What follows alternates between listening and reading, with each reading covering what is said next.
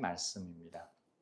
오늘 말씀의 제목을 이렇게 달아봤습니다. 함께 읽어볼까요? 시작. 제발 숨지 마세요. 네, 옆에 분들에게 오늘 한번 인사를 따끔하게 한번 해보도록 하십시오. 제발 숨지 마세요. 제발 숨지 마세요. 제발 숨지 마세요.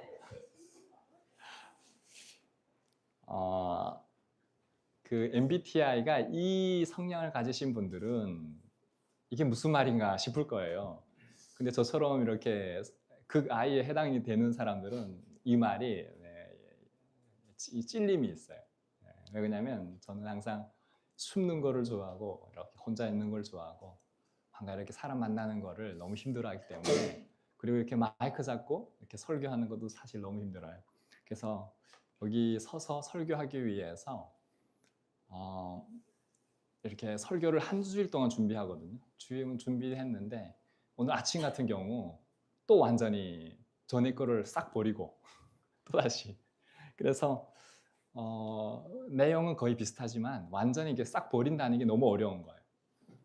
다시 이렇게 설교문을 아침에 다시 썼어요. 그러니까 머릿속에 이미 다 있지만 저는 준비를 그렇게 해도 너무 이렇게 힘든 거예요. 그래서 누구는 이런 설교를 하거나 간증을 하거나 강의를 할 때 막 즐거운 마음을 가지고 하는 사람들이 분명히 있겠죠. 근데 저는 엄청난 긴장하고 땀을 흘리면서 이렇게 신경을 곤두세우고 그리고 이렇게 말씀을 전하는 유형 중에 한 사람입니다. 그리고 어떤 이런 모임에 가도 전화 오는 것도 그렇고 항상 이렇게 만나는 게 어렵다 보니까 이렇게 하나님이 말씀을 묵상하는데 하나님 저에게 주시는 말씀처럼 들렸어요. 제발 숨지 마라. 우리 장사장님처럼 이렇게 전화를 하루에 뭐 몇백 통씩 하는 사람은 무슨 말인지 모르겠지만 저는 전화 오면 무서워요. 전화 오면 문자로 좀 주시지 왜 굳이 전화로 이렇게. 그래서 어떤 분들의 전화는 붙잡으면 1시간씩 하는 분들이 있거든요. 그럼 전화를 못 받아요. 제가 무서워서. 제가 그런 성향이에요. 한번 오늘 말씀을 풀어가 보도록 하겠습니다. 원래 우리 아이들이 이렇게 쫙 앉는데 아이들이 없어가지고 아이들이 있으면 질문을 하려고 했거든요. 우리 주한이한테 질문을 한번 해보도록 할게요.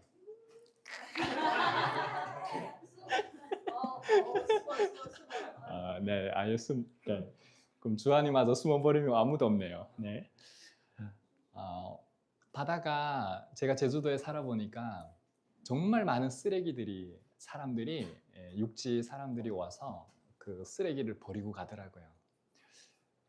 그 모래놀이 하는 도구들을 보통 다 그 편의점에서 파는데 저희는 어느 정도 살다 보니까 한 6개월 정도 살았었는데 가보면 늘 쓰레기가 놀이 도구들을 쓰고는 그대로 다 바다에 버리고 가는 분들이 너무 많으셔가지고 그래서 저희는 늘 그런 걸 안 사고 가서 버리는 걸 가져다가 이렇게 재활용하고 썼던 기억들이 있습니다. 저녁에 이렇게 바다를 한번 쭉 돌아보면 정말 구석구석 온갖 쓰레기, 제주도의 그 아름다운 바다에 버려지는 쓰레기가 얼마나 많은지, 하루에 버려지는 양이 어마어마하더라고요. 이게 살아보지 않으면 늘 이렇게 관광객으로 제주도를 갔지 거주민으로 살아본 적은 없잖아요. 근데 살아보니까 그렇더라고요. 근데 시간이 지나면서 이런 생각이 들었어요. 바다가 정말 대단하다. 이 쓰레기를 그렇게 흘러보내는데도 바다는 썩지 않잖아요. 근데 그 이유가 있는데 그 이유가 소금 때문이래요.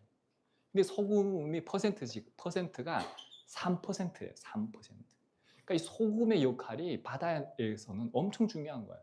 소금의 염도가 낮거나 또는 소금이 없게 되면 물고기들도 죽을 뿐만 아니라 바다는 그냥 썩은 물이 되는 거죠. 근데 이 소금이 하는 역할이 정말 많은 거예요. 네. 오늘 예수님이 우리에게 이렇게 말씀합니다. 너희는 세상의 소금이다. 너희는 세상의 빛이다. 이게 과거로 돌아가 보면요. 너희는 세상의 소금이다 이랬을 때 확 와닿아요. 왜? 왜 그럴까요? 모르겠죠. 현대인들은 몰라요. 왜 그럴까요? 장사하는 우리 장사장님은 알 수 있어요. 그렇죠. 소금이 역시 그 과거로 가면 그걸로 장사했을 사람이에요. 지금 소금이 귀하지 않으니까 소금 장사를 안 하겠는데 그때는 소금이 금처럼 귀했어요. 그러니 너희는 세상에 소금이 됐을 때 그 소금의 가치에 비례하는 거죠.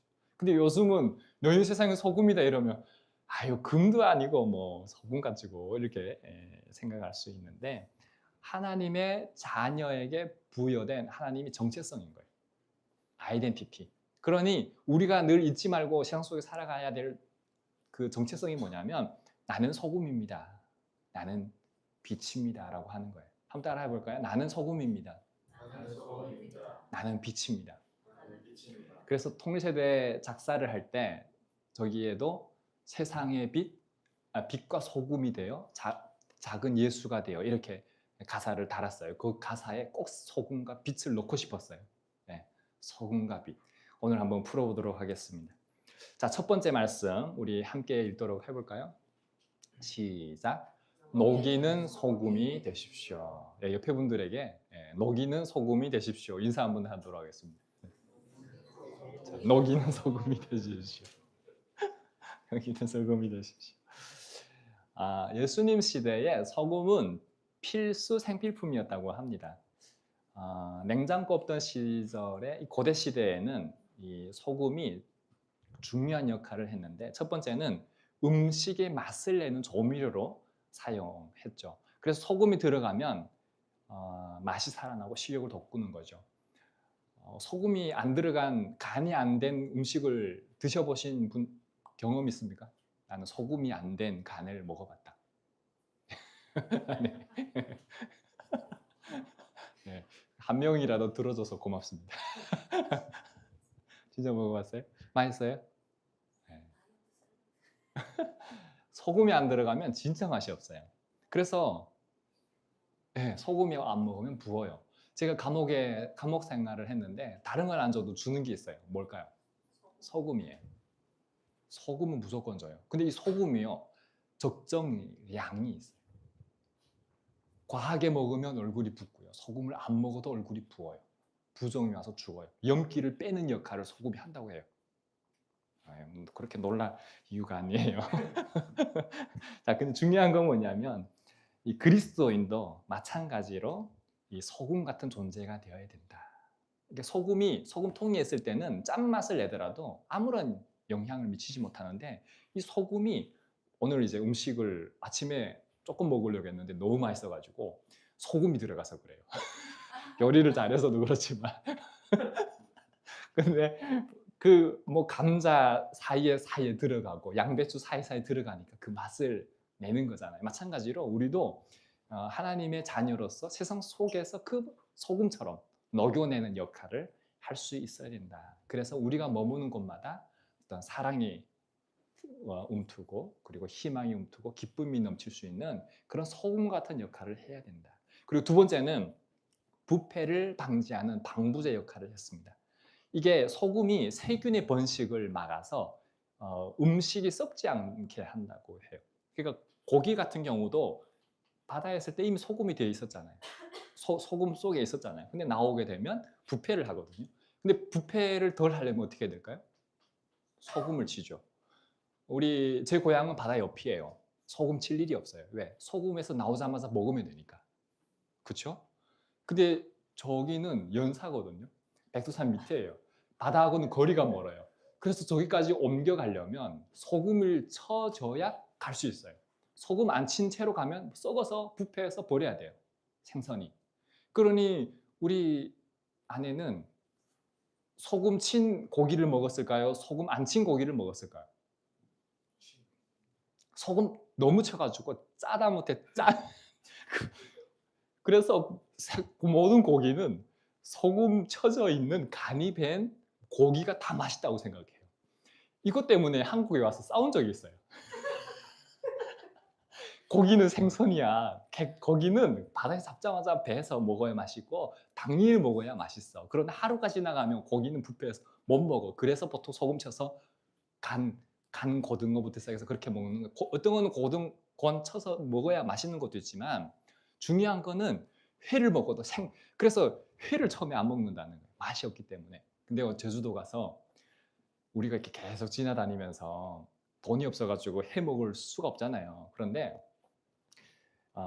그 우리 근처에 고기 횟집이 하나 있는 거예요. 그래가지고 너무 먹고 싶어가지고 제주도 떠나는 날 티켓이 한 4시쯤인가 5시쯤이었는데 11시쯤에 가가지고 식당에 앉아가지고 회를 시켰어요. 그래서 회를 시켰는데 얼마나 맛있게요. 그래서 거기 있는 거를 메뉴를 다 시켰어요. 둘이 앉아가지고. 셋인가요? 셋이 앉아가지고. 근데 중요한 거는 아내가 이렇게 먹으면서 뭐라고 얘기하냐면 간 친 거보다 이 간이 안 들어간 회가 진짜 맛있다. 그래서 제 말을 인정해 줬어요. 그래서 제가 인정받고 나니까 얼마나 기쁜지요. 네. 네, 그렇습니다. 네, 여기까지 해야지. 중요한 건 뭐냐면 죄로 인해서 타락해가는 이 세상 속에 그리스도인은 이 도덕적으로나 영적으로나 이 부패되는 것을 막아야 되는 그 역할, 사명이 있다. 그러기 위해서는 이 불의와 타협하지 않을 수 있고 그리고 정의를 실천하고 그리고 말씀을 쫓아서 살아갈 수 있는 이 몸부림이 필요한 거예요. 저도 처음에 2008년도에 남한에 왔을 때 그때는 정말 순수했어요. 여러분도 아마 스스로 한번 생각해 보세요. 장 사장님은 순수했는지 모르겠는데 저는 많이 순수했거든요. 근데 지금 와서 보면 순수하지가 않아요. 지금 보면 그때처럼 순수하지 않습니다. 참 많이 때가 꼈어요. 그만큼 이제는 책임져야 할 가족이 있고 자녀가 있고 조금씩 합리화, 이걸 세상적으로는 융통성이라고 할 수도 있겠지만 이제는 많은 것들이 타협이 되어져 있는 제 모습을 실제로 보게 됩니다. 세상 사람들이 보거나 남한 분들은 저를 대할 때 편하겠죠. 근데 저는 하나님 앞에 설 때 하나님이 그걸 계속 이렇게 말씀을 하시는 것들을 느낄 수가 있습니다. 그런 것 때문에 사실은 참 어렵습니다. 왜 그러냐면 왜 목사님들이 나이가 들어서 넘어지고 세상과 타협하고 이렇게 살아가는지를 요즘도 난리도 아니거든요. 이 은퇴하시고 나서 보통 이렇게 교회 돈 가지고 이런 문제, 세습에 대한 여러 가지 문제들이 있는데 지금 이런 기독교가 결국은 이 쇠락의 길을 가면서 모든 것들이 실제로 세상과 타협하고 결국 이 부패된 것을 막는 기능들이 사라지게 된 거예요. 그러니 영적인 지도자들이 그러고 있으니 성도들 영적 지도자를 향해 같이 싸우고 있는 이런 시대에 저희들이 지금 살아가고 있습니다. 그러니 이거는 심각하다고 볼 수 있어요. 아니 생각해 보세요. 저라고 지금 이 말씀을 전하면서 설교를 못합니까? 설교를 잘하든 못하든 하나님 말씀이니까 전하는 거예요. 근데 실제로 살아가는 건 또 다른 과제이고 몫이 돼버린 거예요. 누구의 몫입니까? 여러분의 몫이고 목회자의 몫인 거예요. 근데 누구에게 책임이 더 할까요? 여러분 본인이 목회자 아니라고 목회자 이렇게 가볍게 얘기하시는데 하나님 앞에는 동일합니다. 동일하지만 더 책임이 있다면 어쩌면 저는 앞에서 말씀을 대언하는 사람일 거라고 생각합니다. 그러니 더 두렵고 떨린 가운데 정말 하나님 앞에 바르게 살아가야 할 몸부림이 필요한 거예요. 오늘 이 말씀을 녹이는 소금 되십시오라고 말씀을 전하기 전에 제가 이 말씀을 가지고 하나님 앞에 얼마나 씨름하겠어요. 씨름하면 어떤 걸 느낄까요? 내가 그렇게 산다고 착각할까요? 아니면 살 수 없는 존재라고 느껴질까요? 그러니 제가 이 말씀을 전하는 게 얼마나 부담스럽겠습니까? 그럼에도 전해야 되는 거예요. 그렇죠? 누구에게? 저와 여러분에게. 하나님이 주시는 말씀이기 때문에. 자, 세 번째는 상처를 소독하고 치유하는 역할을 했습니다. 제가 이게 이해가 안 된 거예요. 과거로 찾아보니까 상처를 치유하고 소독하는 역할을 했다. 근데 가만히 생각해 보니까 북한에서도 소금으로 소염수 역할을 했더라고요. 지금은 현대 사회에 와서는 소금으로 그러지는 않아요. 그런데 이 상처를 깨끗하게 하고 감염을 막는데 이 소금을 사용했습니다. 그래서 제가 이게 좀 더 이걸 찾아보니까 진짜 과거에는 다 소금을 가지고 했더라고요. 그러니까 쓰리고 아프지만 이 해독하는 역할을 했습니다. 마찬가지로 우리도 아픈 진실을 말해야 할 때가 있습니다. 무턱대고 그냥 양보하고 희생하고 그런다고 되는 게 아니라 때로는 공동체를 세워가기 위해서도 치리를 해야 될 때가 있고, 우리 지금 개척한 지 1년도 안 됐는데 치리, 제가 과거에 저기 숭실대학교 앞에서 4년 했을 때 그때는 치리를 한 번도 안 했어요. 내 생에 치리하는 일은 없을 거라고 생각했거든요. 근데 여기 와서 두 분을 내보냈잖아요. 이단성의 문제로. 그런데 아프지만 해야 돼요. 사람들은 제가 좋아하죠. 사람들은 사랑하죠, 제가. 그러나 그분들이 갖고 있는 잘못된 신앙관에 대해서는 그분이 우리에게 설파하려고 하지 우리의 어떤 진리를 수용하려고 하지 않기 때문에, 그래서 예수님의 말씀대로 먼지라도 버리라는 마음을 가지고 약한 자들을 보호하기 위해서 치리를 할 수밖에 없었던 겁니다. 마찬가지로 이런 역할들이 필요합니다. 때로는 공동체 안에서. 자, 그런데 예수님은 우리에게 엄중한 경고를 하십니다. 13절 말씀 우리 함께 읽어볼까요? 시작. 소금이 만일 그 맛을 잃으면 무엇으로 짜게 하리요? 후에는 아무 쓸데없어 다만 밖에 버려져 사람에게 밟힐 뿐이니라. 여러분, 소금이 맛을 내면은 정말 유효하게 다 사용합니다. 소금이 안 쓰는 데가 거의 없어요. 그런데 소금이 맛을 잃게 되면 그냥 버려진다는 거예요. 아무것도 아니라는 거예요. 쓸모없어서 그냥 사람들에게 밟히는 그런 비참한 처지가 된다라고 하는 거예요. 마찬가지로 그리스도인도 마찬가지.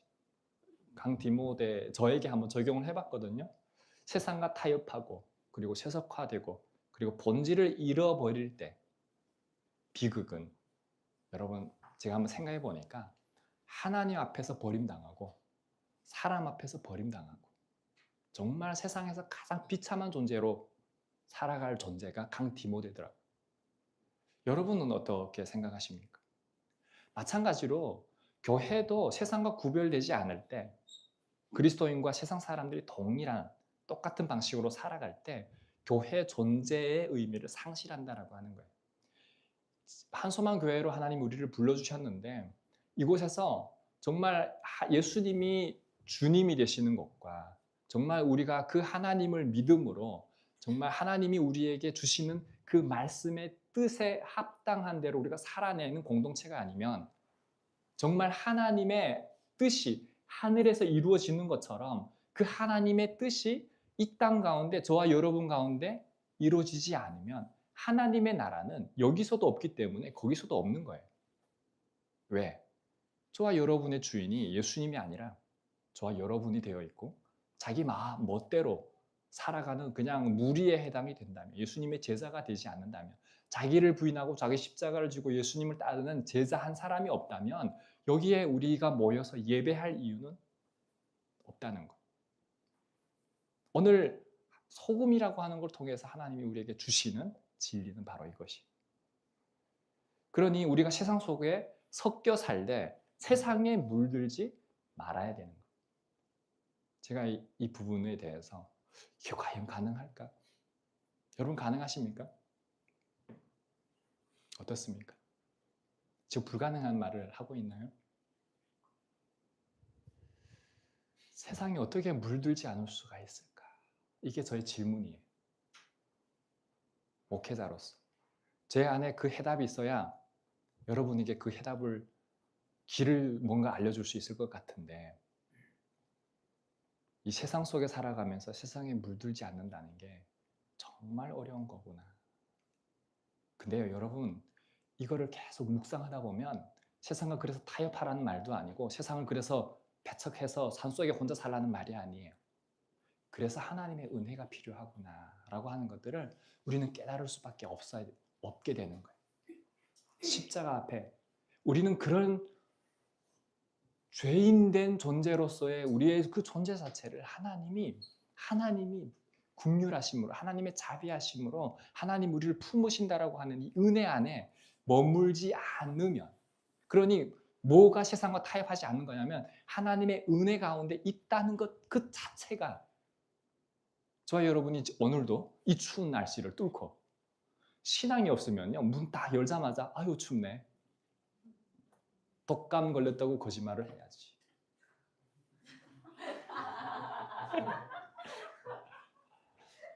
아이가 아프다고 거짓말을 해야지. 온갖 핑계는요 한 가지가 있는 게 아니에요. 날씨 추운 거 하나 때문에 온갖 핑계는 수만 가지가 있어요. 가지 말아야 할 이유는 수만 가지가 있다고요. 왜? 신앙이 없으면. 코로나19가 닥치자마자 많은 사람들이 아싸라 이제 교회 안 가도 되겠구나. 온라인 예배, 이제 예배가 돼버렸어요. 집에 앉아서도 스마트폰 보고 있으면 설교 듣고 있으면 예배가 되는 시대가 돼버리니까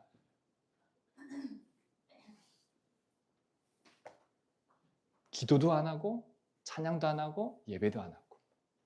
근데 예수님 뭐라고 말씀하세요? 내 집은 만민이 기도하는 집이라고 말씀하셨어요. 우리가 모여서 뭘 해야 되냐면 기도를 해야 돼요. 기도는 왜 합니까? 하나님이 전능하심을 찬양하는 것. 나는 할 수 없고 하나님이 모든 것을 할 수 있음을 기도를 해야만이 하나님을 만날 수 있어요. 기도를 하지 않으면 하나님 만날 수가 없어요.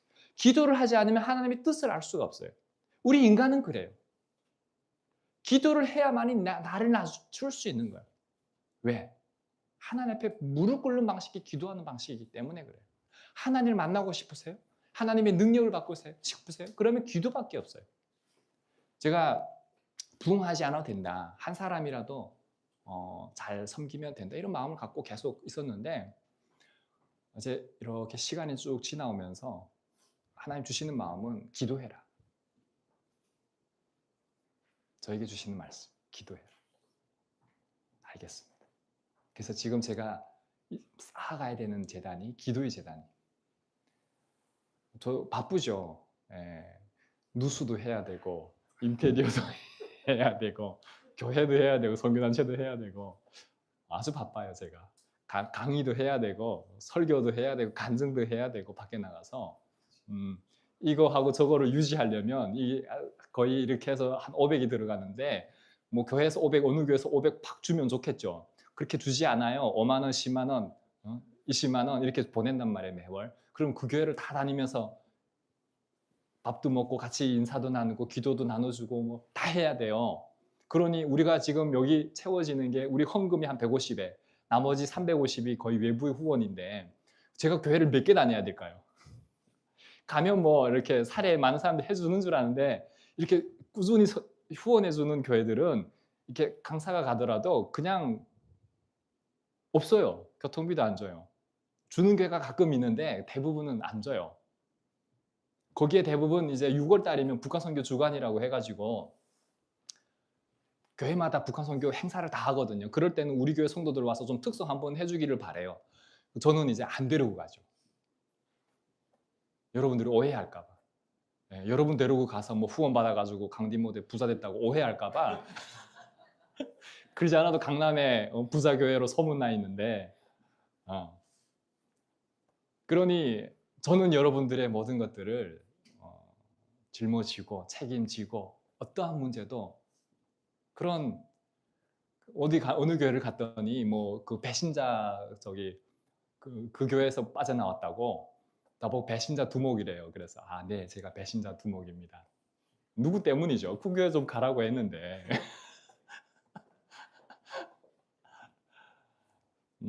중요한 거는 정말 우리가 세상 속에 어떻게 물들지 않고 살아갈 수 있는가. 이 질문은요 하나님 앞에 가는 그날까지 필요한 거예요. 하나님 앞에 가는 그날까지. 좀 됐다고 생각하면 그때 넘어지는 거예요. 본인이 예수님이라고 착각하지 마세요. 우리는 죽어도 예수님이 될 수가 없고 우리는 예수님이 필요한 사람이에요. 예수님을 닮아가도록 예수님의 성품에 참여하도록 몸부림을 쳐야 되고 그걸 놓고 기도를 해야 되는 거예요. 그럴 때 누가 그걸 가지고 말을 하냐면 오늘 마지막에서 그 착한 행실을 보고 사람들이 이제는 저 사람은 정말 하나님 믿는 사람이구나. 그분들이 평가할 일이지 우리는 우리 스스로 평가해서는 안 된다는 거예요. 그러니 겸손함이 필요한 거, 낮아짐이 필요한 거죠. 자, 두 번째 함께 읽어보도록 하겠습니다. 물을 좀 주십시오. 이게 캐니까 목이 마릅니다. 네. 자, 함께 읽겠습니다. 시작. 어둠을 밝히는 빛이 되십시오. 자, 우리 옆에 분들에게 자, 이번에 자, 어둠을 밝히는 빛이 되십시오. 어둠을 밝히는 빛이 되십시오.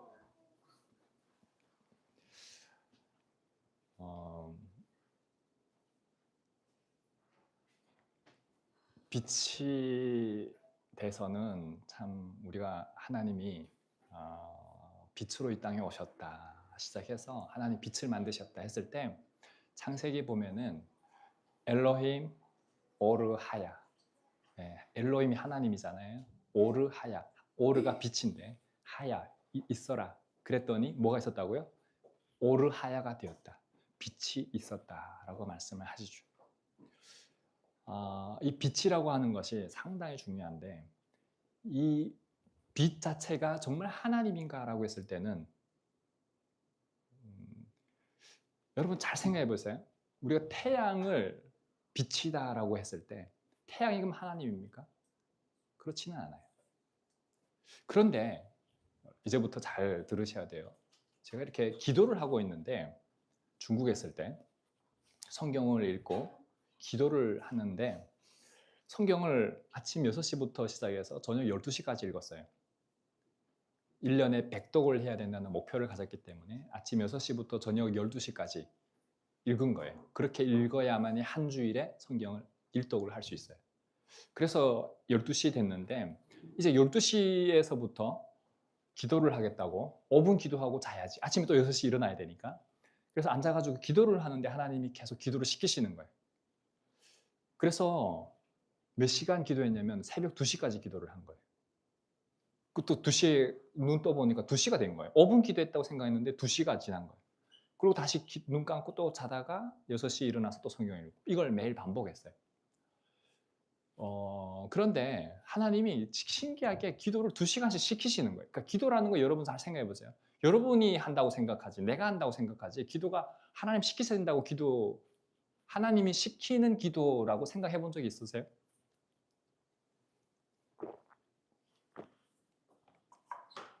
저도 뭐 제가 한다고 생각을 했거든요. 근데 5분 해도 제가 한다고 생각했는데 이미 2시간 지나간 기도는 어떻게 된 거예요? 많은 에러들이 생기죠. 근데 중요한 건 이거예요. 기도하고 있는데 환상을 하나님 보여주시는 거예요. 그게 뭐냐면 처음에는 제가 이렇게 시커먼 제가 있고 저가 서 있고 아주 컸어요. 그리고 빛이 이렇게 있는데 제가 이렇게 빛 속으로 그 빛은 하나님이었어요. 가고 있어요.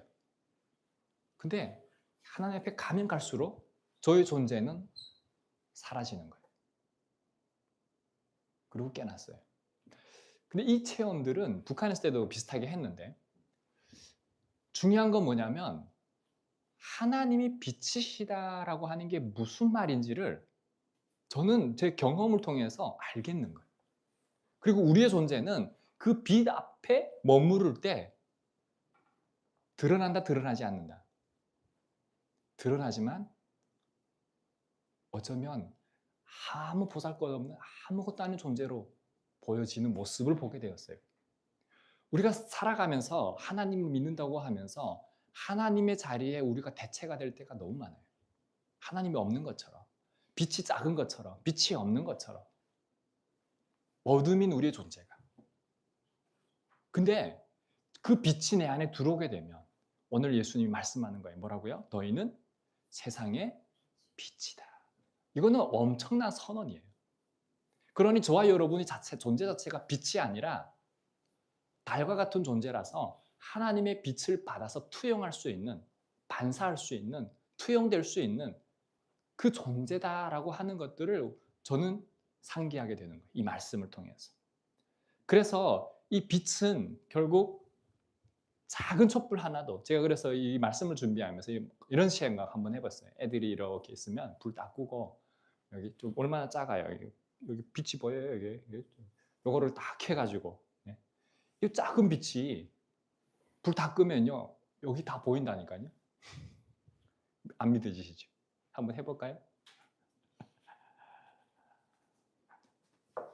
우리의 존재가 빛이다라고 하면 어떤 곳에서든 그 빛을 통해서 밝힐 수 있는 사람이 되어야 된다라고 하는 것들을 묵상하게 되는 것. 그래서 이 절망과 혼란 속에 있는 이웃에게 찾아가면 저와 여러분이 그냥 같이 어둠의 존재로 그냥 있는 거, 정체되는 것이 아니라 그들에게 빛을 밝힐 수 있는 사람이 되어야 된다. 빛을 밝힐 수 있는 사람이 되어야 된다. 그래서 희망을 보여줄 수 있는 존재가 될 수 있어야 돼요. 그래서 저도 지금까지 예수님을 전하는 삶을 살아왔지만 좀 더 이런 마음들을 하나님이 주셨던 것 같아요. 이제 너의 삶을, 남은 삶을 무엇을 위해 살겠냐. 어제도 누워가지고 이렇게 묵상하면서 기도하고 있는데 이 설교를 한번 쫙 이렇게 되짚어 보거든요. 근데 하나님이 주시는 거는 너 이제 뭘 위해 살 거냐. 전도더라고요. 예수 안 믿는 사람에게 복음을 전하는 삶을 살아야 된다. 그것이 어둠 가운데 빛을 드러내는 역할이다라고 하는 것들을 하나님이 깨닫게 해주시는 것. 빛이 비추면 숨겨진 것들이 다 드러나게 되고 거짓과 진실이 구분이 되겠죠. 그래서 그리스도인의 삶은 진리를 드러내고 그리고 옳고 그름을 분별하는 그 역할을 감당해야 한다라고 하는 겁니다. 그래서 빛은 길을 제시하는 거예요. 길을 잃고 헤매는 사람들이 얼마나 많습니까? 요즘은 젊은 세대들이 희망이 없는 세대를 살아가고 있어요.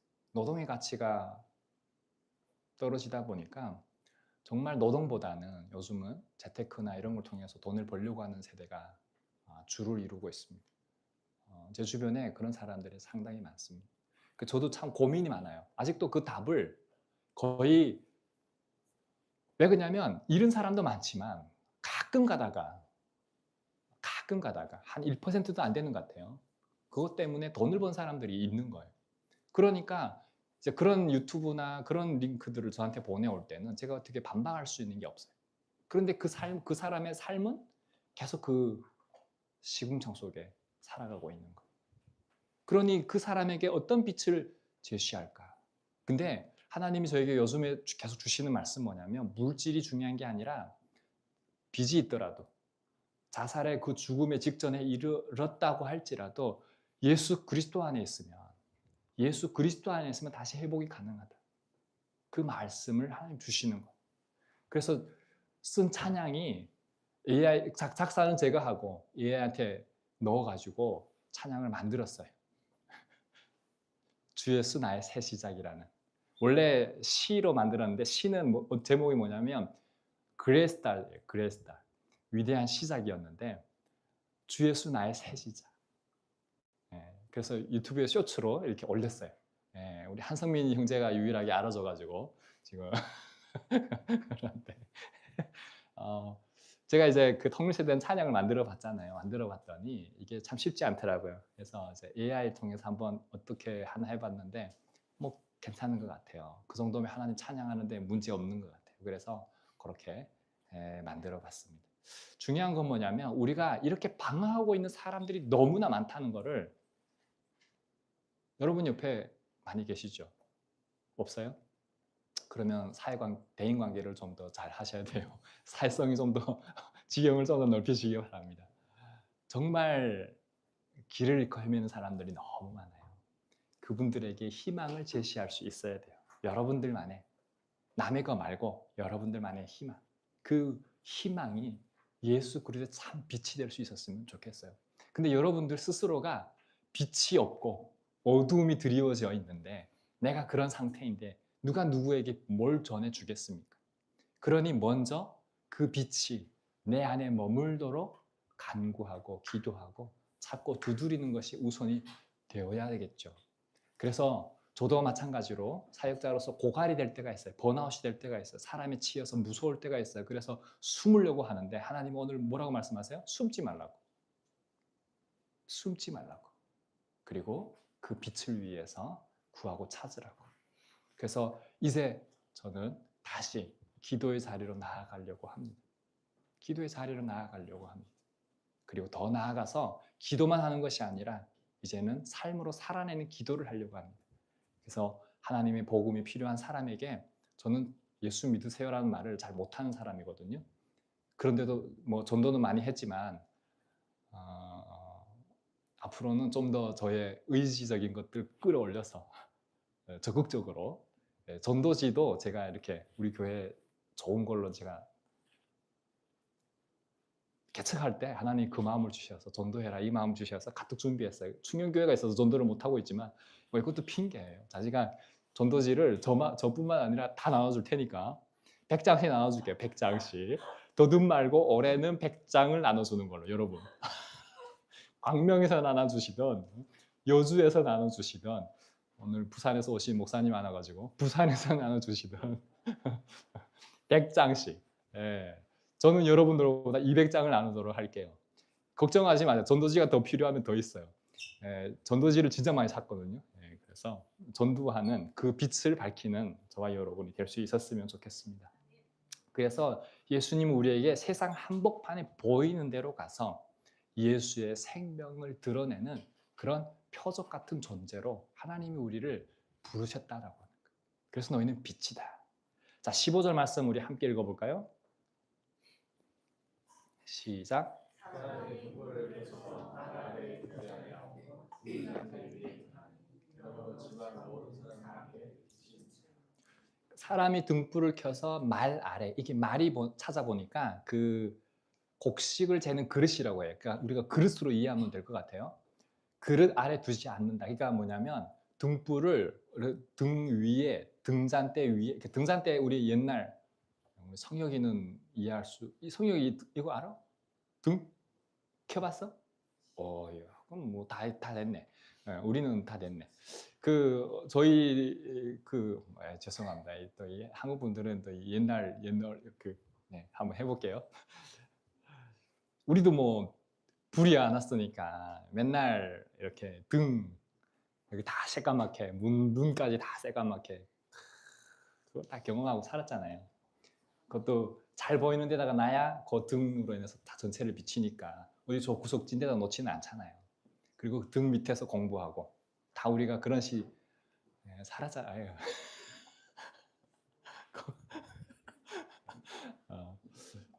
네. 아유, 어떻게 예수님 시대하고 저희 세대가 이게 아니요? 뭐 등 있었어 거기? 불 있었어? 평양에서 오신 분이 있으면 뭐 또 다른 얘기일 수 있겠지만 우리는 대부분 이제 등을 키우고 살았던 세대잖아요. 그러니까 그게 모든 집안의 모든 사람들을 비친다라고 하는 거예요. 그러니까 이 불을 숨기지 않는 것처럼 저와 여러분도 빛이라고 했을 때는 숨을 이유가 없는 거예요. 어디에 가서든 그 존재를 밝힐 수 있어야 된다. 저는 오늘 이 말씀을 묵상하면서 저에게 이 말씀이 은혜가 되었습니다. 그래서 두려움이나 체면 때문에 자신의 믿음을 숨기려 하지만 예수님은 우리의 빛이 사람들 앞에 비춰야 한다. 어쩌면 이것을 하나님이 지금 명령하고 계신다. 이것은 그냥 자랑이나 과시가 아니라 그 빛의 본질적 기능을 수행하기 위한 거예요. 왜? 하나님이 내 안에 계시기 때문에 비추는 거예요. 하나님이 내 안에 계시기 때문에. 자, 세 번째 우리 함께 읽도록 하겠습니다. 시작. 착한 행실로 하나님께 영광을 돌리십시오. 자, 이 마지막 인사입니다. 자, 옆에 분들에게 착한 행실로 하나님께 영광을 돌리십시오. 착한 행실로 하나님께 영광을 돌리십시오. 자, 우리 16절 말씀 함께 읽겠습니다. 시작. 이같이 너희 빛이 사람 앞에 비치게 하여 그들로 너희 착한 행실을 보고 하늘에 계신 너희 아버지께 영광을 돌리게 하라. 이게 빛이 비추인다는 것은 구체적으로 이게 착한 행실로 나타나야 된다. 그래서 사람들이 우리의 삶을 보고 정말 하나님이 살아계시다. 그리고 하나님은 선하시다. 그리고 하나님은 사랑이시다라고 하는 것들을 정말 저와 여러분을 통해서 고백할 수 있어야 된다라고 하는 겁니다. 제가 이 부분에 대해서 찔림이 많았습니다. 제가 이 부분에 대해서 이번 주에도 아내하고 약간 이제 다퉜는데 뭐 다투는 현장에는 이제 우리 한가은 자매님이 항상 있었어요. 근데 처음에는 아내가 하는 얘기에 대해서 이게 반응이 안 되는 거예요. 이게 왜냐하면 이게 납득이 안 되니까. 그래서 이제 변론이 아닌 변론을 하다가 결국은 다투게 됐는데 시간이 지나서 다음 날이 돼서 기도를 하는데 하나님 어떤 마음을 주시냐면 이런 마음을 주시는 거예요. 아내를 통해서 주시는 하나님의 메시지로 들리게 되는 거예요. 그러면서 맞아. 진짜 하나님 앞에 나아가려면 그 빛 앞에 나아가려면 나의 이런 정말 그런 음란한 것들까지도 내가 감추려고 하는 것까지도 드러내놓고 인정하고 회개할 수 있어야 되는구나 라고 하는 것들을 깨닫게 되었어요. 무슨 얘기인지 이해 안 되시죠? TV를 봤다는 거예요. 영화를 봤다는 거예요. 영화 속에 예쁜 여자가 나오잖아요. 예쁜 여자를 남자가 주인공이 있고 여자 주인공이 있는데 제가 좀 더 여자 주인공을 이렇게 주의 깊게 봤겠죠. 예. 근데 이제 그거를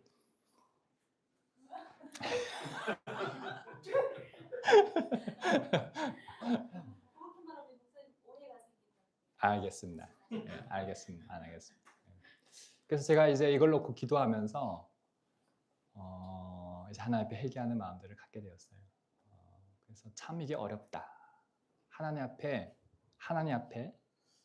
살아가는 것들이 정말 정직하게 투명하게 살아가는 것들이 정말 어렵다. 이게 정말 어렵다. 이런 생각들이 들었습니다. 그럼에도 저에게 하나님이 이걸 통해서 깨닫게 하셨던 게 뭐냐면 이게 왜 더 저에게 힘들었냐면 이 말씀을 묵상하고 있었기 때문에 그래요. 근데 하나님은 그리스도인의 겸손을 요구하신다. 결국 죽지 않으면 내가 죽지 않으면 예수님이 나를 통해서 소금이 드러날 수가 없고 소금의 역할을 할 수가 없고 빛으로 비출 수 있는 역할을 할 수가 없다는 거. 왜?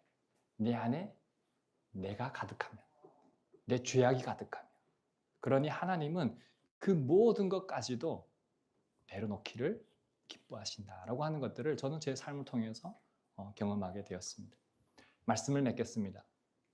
하나님은 저와 여러분을 세상 속에 소금으로 그리고 세상 속에 빛으로 부르셨습니다. 저와 여러분이 정말 거듭난 그리스도인 된다면 빛과 소금으로 살아갈 수밖에 없을 거예요. 그런데 빛과 소금이 됐다고 해서 완전한 존재는 아닙니다. 끊임없이 부족한 우리를 통해서 하나님 우리를 불쌍히 여겨주실 뿐만 아니라 우리가 그 하나님의 빛 안에 그리고 하나님의 소금 안에 머물러 있을 때 하나님이 저와 여러분을 그렇게 사용하신다라고 하는 거예요. 이것만 분명하면 이 정체성만 분명하면 하나님이 저와 여러분을 사용하실 거예요. 그런데 이 정체성이 우리 안에 분명하지 않는다면 주님 안에 머물러 있지 않는다면 하나님 우리를 사용할 수가 없다는 거예요. 못 밖에 버려서 밟혀서 아무 쓸모짝이 없는 존재가 된다는 거예요. 그러니 저와 여러분은 누구 안에 머물러 있어야 되냐면 하나님 안에 주님 안에 머물러야 되는 거예요. 완벽해서 주님 안에 머물 수 있는 존재는 단 한 사람도 없어요. 다만 내가 얼마나 죄인인지를 깨닫고 하나님 앞에 무릎 꿇는 자, 그걸 겸손이라고 하는데 그런 자에게만 하나님이 은혜를 베푸시고 하나님이 그 사람을 통해서 하나님이 일하신다라고 하는 거예요. 오늘 이 말씀은 소금이 되고 빛이 된다는 말씀은 그런 말씀이에요. 그러니 저와 여러분이 몸부림을 칩시다. 몸부림을 칩시다. 안 된다고 생각하지 말고 세상 속에서 어떻게 거룩하게 살 수 있을까? 안 되는데 그냥 타협하며 살자. 적당하게 한 발은 교회에 한 발은 세상에 이런 생각 말고 안 된다 할지라도 정말 주님의 뜻에 합당한 삶을 살아 나의 보도록 노력할 수 있는 것들. 그런 마음을 가지고 하나님께 구하고 찾게 되면 성령 하나님이 도와주시지 않겠습니까? 하나님이 도와주시는 거예요. 그때. 그 의지마저도 없으면 하나님은 어떻게 도울 방법이 없는 거예요. 저와 여러분이 어쩌면 그런 믿음의 동력자들이 되고 서로 넘어졌을 때 정죄하고 밟아버리는 존재가 아니라 다시 세워주고 다시 기도하고 같이 함께 갈 수 있는 하나님의 나라가 공동체가 우리 이곳에서부터 이루어질 수 있는 그런 한섬한 교회가 될 수 있기를 또 우리 하나의 이름교회 우리 교회 이름보다 더 멋있어요. 하나 이름교회 될 수 있기를 주님의 이름으로 축복합니다.